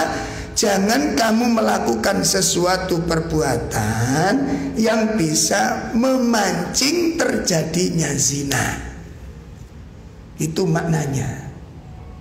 Jadi jangan kamu dekati zina itu, jangan kamu melakukan perbuatan-perbuatan yang nantinya bisa menyebabkan orang terjerumus di dalam zina. Apa saja? 1, kholwat. Kholwat itu menyendiri, berduaan. Nah sekarang anak-anak gak mau kehilangan dalil, dalilnya harus ada. Pacaran berjamaah, kan gak sendirian. Kan hadisnya itu yang dilarang apa? Berduaan. Ini malah bersepuluh. Dikatakan tetap menyendiri karena tidak ada mahram. Jelas ya? Termasuk nanti barangkali ada putrinya punya sahabat karib, ya, atau yang tidak ngerti istilah pacaran. Jadi kalau dulu ning omah sampean dampingi, ya, didampingi putrinya. Jangan ini masuk ikhtilat, ini masuk ikhtilat. Yang kedua termasuk kholwat, maaf ya. Yang kedua apa? Ikhtilat. Ikhtilat itu campur baur. Ini termasuk faktor-faktor yang menyebabkan terjadinya zina. Ikhtilat campur baur. Ya. Makanya kadang-kadang sebagian kaum muslimin yang sudah mulai ngaji, mulai menerapkan, dari mulai punya gawe di rumah, punya hajatan di rumah, mulai dipisah antara. Ngoten niku kadang-kadang tonggone gak trimo. Wong bojo-bojoku dhewe kok dipisah. Iki aturane sapa? Sik tumon iki ya. Aku nggawa bojoku dhewe lho gak oleh dipisah kono, aku kok ning kene. Ya nanti kalau sampean bawa istri jenengan, nah orang lain juga membawa. Nah nek kalau udah kumpul balik lagi, itu ikhtilat. Lah sementara kita tahu nek nekani undangan manten kuwi iku pakaian terbaik yang dipakai tuh. Kadang-kadang gak ono gegere.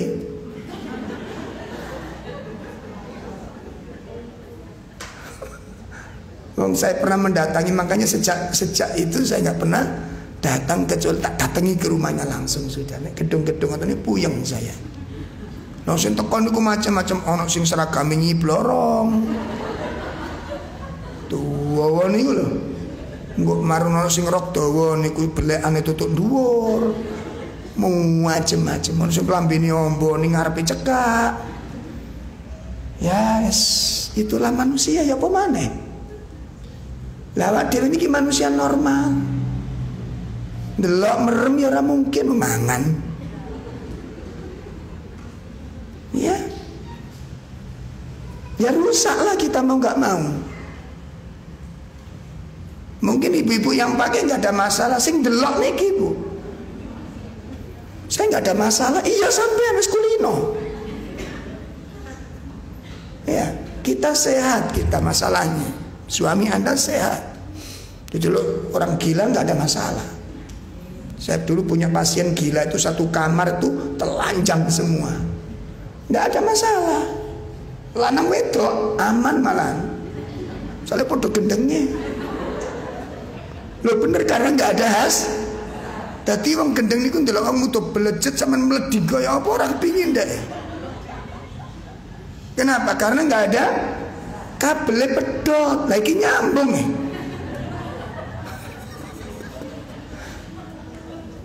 Saya itu heran, masya Allah, begitu. Kan saya tahu itu begitu dimandikan gitu kan.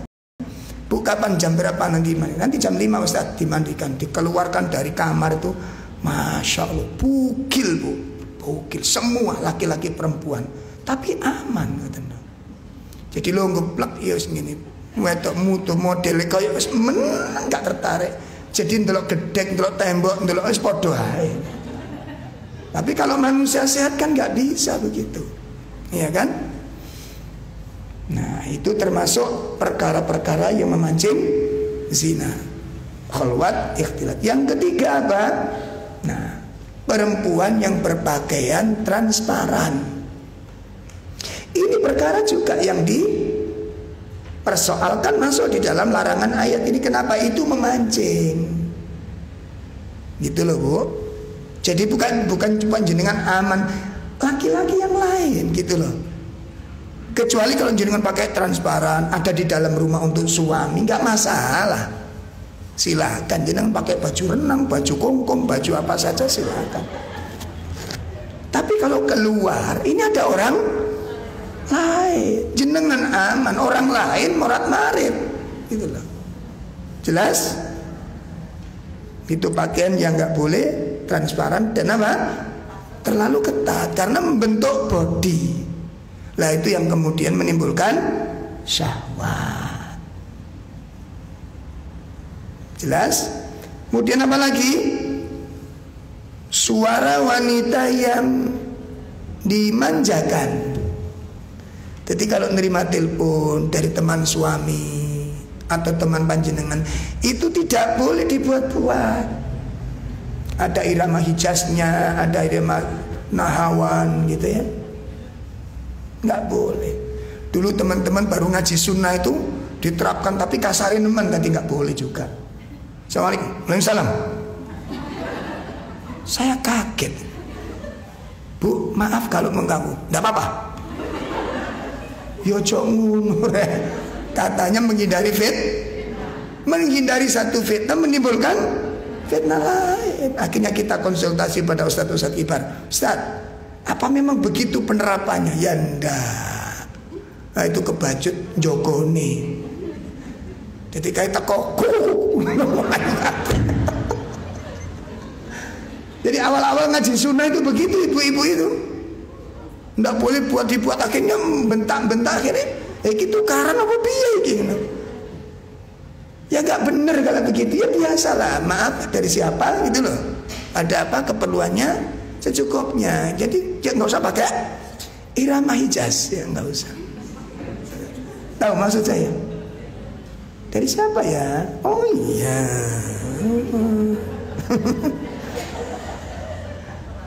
Itu yang nggak boleh. Biasanya kan ibu-ibu kan punya irama tuh.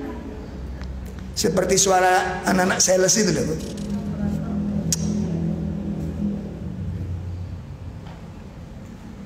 Pun ini tidak benar. Itu termasuk perkara-perkara yang, dan zina sebagaimana kita ketahui merupakan dosa yang sangat besar, dan ini harus wajib dihindari semuanya. Baik, ini sifat yang ke-5 dari sifat ibadur rahman. Tinggal 3 belum tuntas. Dengan sangat terpaksa kita tunda pembahasan berikutnya insyaallah pada pertemuan-pertemuan yang akan datang. Ada pertanyaan? Silakan. Salam.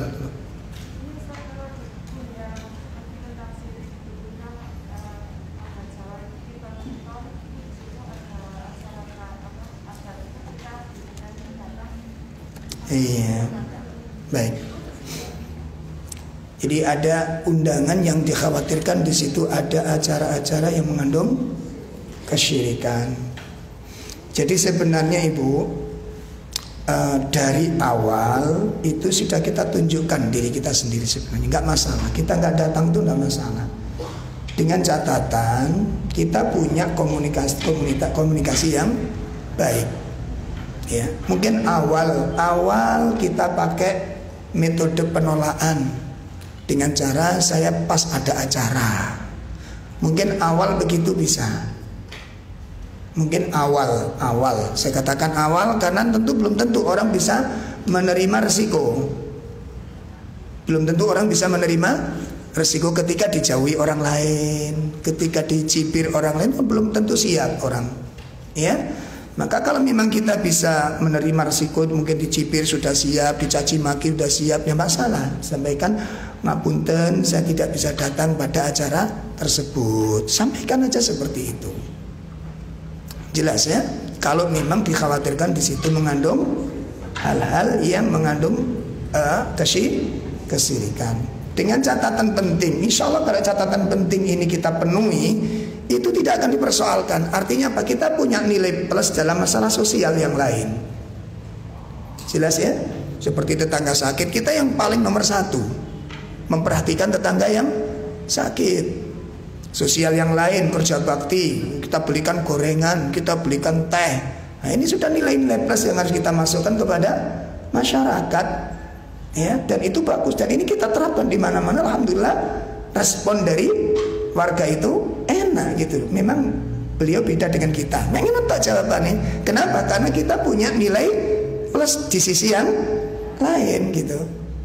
Ya seperti kalau pas bersih-bersih apa gitu, ya kita nomor satu dulu, belikan gorengan lah, selawewu kan bisa terus kok. Gini apa kan?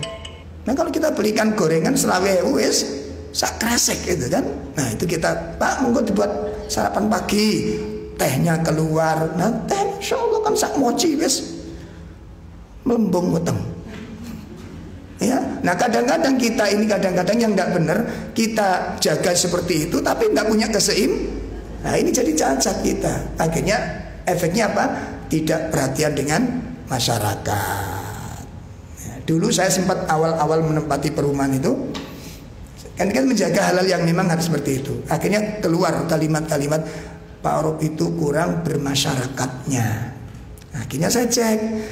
Saya dikatakan nggak bermasyarakat itu apa? Kalau ada orang sakit saya nggak mengunjungi. Oh enggak, oh nggak ada masalah. Terus ada orang mati saya nggak takziah. Oh enggak, oh berarti enggak. Terus kalau ada kerja bakti saya nggak keluar. Oh enggak, karena saya keluar gitu. Kalaupun saya udah ada pengajian pasti ada penggantinya tadi. Ya entah sarapan pagi, entah apalah, pokoknya harus ada. Dan itu dimaklumi semuanya. Dan lebih melanjutkan apa? Kalau kita bisa action lebih tinggi daripada yang lain. Ya mungkin ada lampu mati, saya yang belikan satu misal. Ini plus ya karuan. Ya. Nah itu ma'ruf nanti masyarakat. Nah ketika sudah apa tentang sakit kita peduli, tentang orang meninggal kita peduli dalam kondisi syar'i ya. Kemudian tentang apa kemasyarakatan sosial kita juga terus katakan kita nggak bermasyarakat di mana? Ternyata jawabannya karena tidak pernah mengikuti jam'iyah yang biasa ada di masyarakat. Oh itu oke. Akhirnya saya tanya, lah sampai di rumah saya ada pengajian sampai nggak pernah datang gitu. Jawabnya apa? Kan kita beda. Sama itu selesai kan. Kalau masalah itu berarti sama. Sudah satu. Gak ada masalah sampai sekarang. Itu aja caranya. Tapi nggak usah terlalu itu qala Rasulullah, nggak usah begitu. Nggak usah. Nggak nyambung misalnya. Dan bisa menimbulkan salah. Udah saya ngapunten tidak bisa hadir di acara itu sebab qala Nabi nggak usah. Wong sampean riwayat yo gak roh. Ya kadang-kadang fitnah itu di sini teman-teman itu Bu, gitu loh. Hadis itu wiru ngapal, nggak dijawab bantan gak iso bantah, akhirnya ustadz yang diuber-uber. Ustadz, hadis yang berkaitan ke nomor pira ustadz? Akhirnya ustadz yang ngeluh sing perkara sampean. Jelas ya? Makanya saya bilang jangan sok di tengah masyarakat. Itu bukan sifat-sifat ahlus sunnah. Paham ya? Hindari fitnah-fitnah yang memungkinkan memicu. Kalau kita bisa jawab sederhana, jawab sederhana aja. Nggak usah pakai dalil, bukan tempatnya juga. Kecuali kalau diskusi melakukan dalil. Ini cuma menjawab kok, jangan nggak usah pendapatnya imam, nggak usah, puyeng orang. Puyeng. Justru yang malah ada itu fitnah nanti. Udah sampaikan aja, minta maaf saya tidak bisa hadir. Lewat apa? Acara. Anak takut, acara apa bu? Cuci-cuci.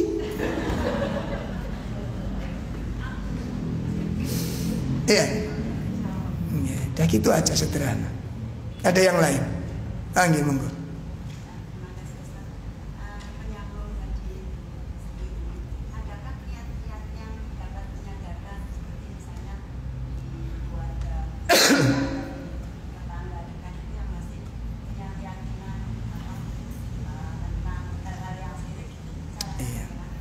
Itu nanti satu bu ya, doa kita nggak boleh berhenti doa kebaikan itu. Kadang-kadang awak dhewe iku nek mangkele donga apike leren. Halo? Lah itu yang harus kita hilangkan. Kepentingan kebaikan kemaslahatan umat itu jauh lebih besar. Makanya salah satu doa yang saya baca ketika di Arafah itu apa bu? Oh nggak tahu jenengannya. Itu doa hidayah untuk tetangga kanan kiri itu. Kenapa? Karena tetangga kalau kanan kiri dapat hidayah, itu kenikmatan bertetangga itu bisa kita rasakan. Sampai hari ini doa kebaikan kita untuk tetangga kita demikian. Ya, Allahumma arsyidi jirani, ya Allah berikan hidayah kepada semua tetangga-tetanggaku ini. Nah, saiki ditata ayo kula mbek sampean ndongano tanggane piye? Sudah seperti itu atau belum? Doakan kebaikan-kebaikan. Itu yang pertama. Yang kedua, berbuat baik dengan akhlak-akhlak yang baik. Suka memberi hadiah kepada tetangga. Gitu loh. Bikin mie itu kan mekar. Loh gitu betul. Nah, mie sak kilo dadi wajan kewedhe. Lah kok mesti ditakoni. Tetangga kita itu biasanya ater-ater itu mesti ana acara. Istri saya tak bikin begitu. Wis tuku kacang hijau 1 kilo itu mekrok pun. Nggak lesnya mekrok aja. Kan gitu murah, meriah gitu loh. Terus diterima kan acara apa? Nek nyeluk kula kan bah gitu kan, bangun ini kan. Wonten acara napa niki kok ater-ater niki kacang hijauan ngoten. Nggih. Kan biasanya mereka yang ngeterikan ono acara toh. Lah kita bikin acara kacang hijauan. Terus mie nggih ngoten. Lha acara napa meleh? Mimian. Terus hari Minggu bikin apa? Bikin apem istri salah. Wonten acara apa? Apem-apeman ngoten lho. Tadi guyon akhirnya dan mereka tahu kita enggak begitu. Soalnya gak musim gitu loh. Nah kalau masyarakat biasanya kan musim. Nah kita pas gak musim gitu loh. Makanya beto gitu. Gak apa-apa. Dan tetangga sudah makruf kita beda dengan mereka. Tapi gak bermasalah. Dan tidak dipermasalahkan. Kenapa? Karena kita punya nilai plus di sisi yang lain. Itu caranya. Jadi yang pertama doa kebaikan. Yang kedua apa? Akhlak-akhlak yang baik. Ya, dalam masalah muamalah tetap harus terbuka, tidak boleh tertutup kita. Terutama perkara-perkara penting, mengerti tentang tetangga halal yang kurang, yang fakir, jenengan yang harus nutup gitu. Belanja, belikan bakso dari perjalanan, habis pengajian begini cari bubur ayam. Itu. Nanti mau nyacat itu kena bubur. Itu aneh. Itu caranya. Nah kita itu kadang-kadang menutup diri, nggak pernah infak, nggak pernah berbuat baik. Lah ini cacat buat kita, cacat buat kita. Dan itu nggak benar begitu itu, ya. Karena efek ilmu ini harus dirasakan oleh tetangga. Salah satunya apa? Akhlak, jelas ya. Nah itu yang kedua, akhlak yang baik. Oh, apa? Suka memberi hadiah-hadiah yang baik. Yang ketiga apa? Yang ketiga, coba tawarkan ikut kajian. Kok dhisik ta? Buka gelemnya. Turung-turung wis gak mau. Nah, kalau ada orang gak mau itu ada beberapa sebab, Bu. Contoh suami aja. Kadang-kadang ibu semangat, suaminya enggak. Kenapa? Karena mungkin istri kurang bisa membawa ilmu ke dalam rumah. Gitu loh. Suami sedikit, ya enggak boleh. Akhirnya gak situ. Mau katanya jogok mana? Nggak boleh. hadis ini melarang. Karena setiap ada kesalahan diprotes, maka suami tidak tertarik mengikuti pelajaran seperti ini. Kenapa? Ada metodologi bagaimana hidayah menyentuh rumah. Ada skala prioritas, satu, ada skala prioritas. Yang kedua, ada metodologi. Kalau ibu suka ceplas-ceplos, suami belum tentu suka ceplas-ceplos. Paham ini? Kadang-kadang ada suami ingin ngaji itu ingin, cuma metodenya jangan kayak begini gitu loh. Karena memang karakternya beda. Kan karakter suami istri beda apa enggak? Hah? Ada yang beda, ada yang sama. Nah, kita tahu karakter suami kita modelnya kayak apa.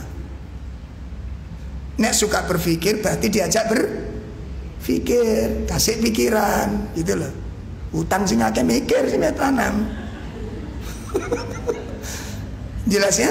Jadi dakwah itu ada skala prioritas, ada metodologi. Ini kalau kita terapkan, insya Allah bagus nanti Bu. Ya. Jadi itu pesan saya, jangan pernah berhenti mendoakan kebaikan. Yang kedua, jangan pernah berhenti berbuat kebaikan.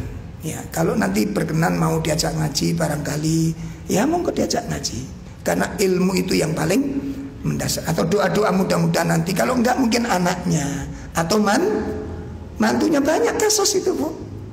Bapaknya benci dengan kita, anaknya, kedua-duanya, ketiganya ikut sunnah semuanya. Dapat mantu sunnah tambah sumpek deh. Hidayah itu milik Allah. Jangan pernah putus asa ya. Saya kira cukup, kurang lebih mohon maaf. Wassallallahu ala nabiyyina Muhammad subhanakallahumma bihamdika asyhadu an la ilaha illa anta astaghfiruka wa atubu ilaik. Assalamualaikum warahmatullahi wabarakatuh.